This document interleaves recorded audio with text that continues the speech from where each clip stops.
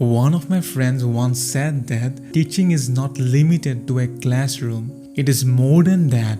My friend is right. You might have knowingly or unknowingly taught someone a life lesson or other valuable things and made someone's life better. Therefore, you are a teacher, and I wish you a very happy Teacher's Day. Today, I will discuss with you the summary of the poem The Prologue by Anne Bradstreet. Let me begin the video with some lines from the poem The Introduction by Countess of Winchelsea and Finch. Good breeding, fashion, dancing, dressing, play are the accomplishments we should desire. To write or read or think or to inquire would cloud our beauty and exhaust our time and interrupt the conquest of our prime. Being a modern reader, you might have felt it is a sexist remark by the agents of patriarchy, but a comment like this was completely normal during the time. Men did not expect women to do things like writing, reading, thinking, etc. because they could challenge men. I have mentioned this to give you a brief idea of how patriarchy looked at women during the time. You will find the same attitude in the prologue. If you understand this, it will be easy to understand why the speaker in the prologue maintains a self-deprecating tone throughout the poem and why it is necessary to write about women by women. But what should a woman deal with in her writing? This is the dilemma the speaker of the poem The Prologue encounters.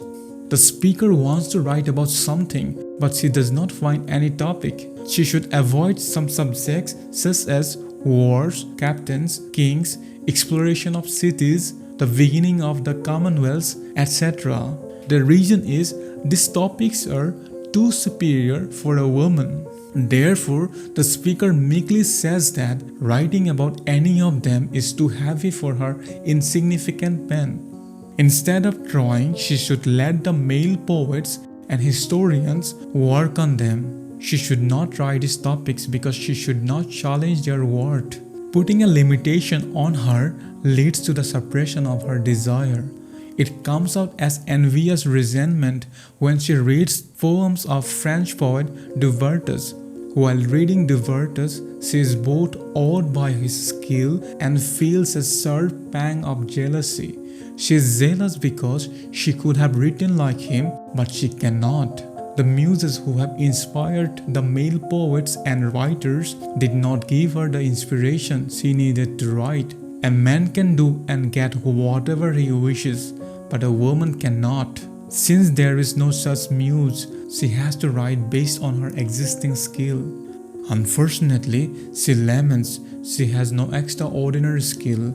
She is a novice like a schoolboy.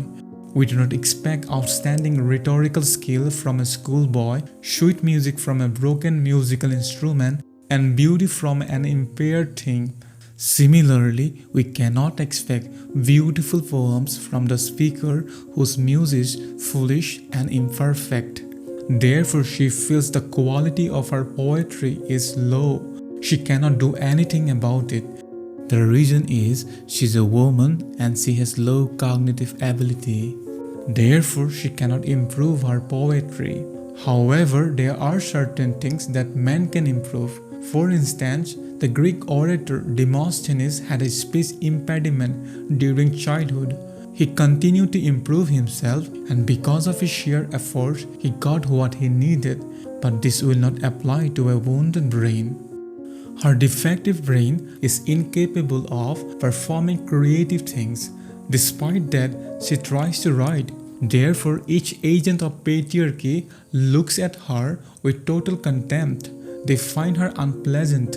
They say that writing is not her job. Instead of the pen, she should take the needle in her hand. They think if she writes, she cannot do justice to poetry. Therefore, they keep all women writers away from writing. Even if she proves them wrong by writing a standard form of poem like this one in iambic pentameter, they will ignore it by labeling it as stolen or an act of coincidence. They are unfair to women, but in ancient times, the Greeks put women on a pedestal. They worshipped 9 muses who were women and invoked Calliope for epic poetry. Unfortunately, this is incomprehensible to the patriarchy in the 17th century. They reject all the statesmen and consider the Greeks fools and liars. The Greeks are not present. Instead of them, there are dominant agents of patriarchy everywhere now. Indeed, men have power and do better than women in certain situations. Therefore, it is meaningless to start a war against patriarchy. Women know men can do better than them.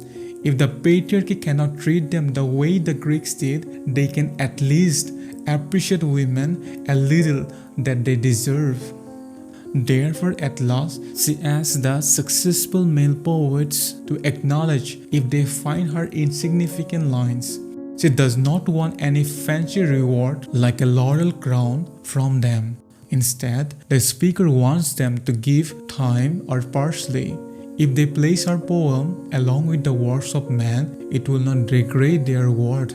Rather, her mean and unrefined lines will make their refined, sweet lines shine. Don't you think it is a subtle way to interrupt the conquest of their prime?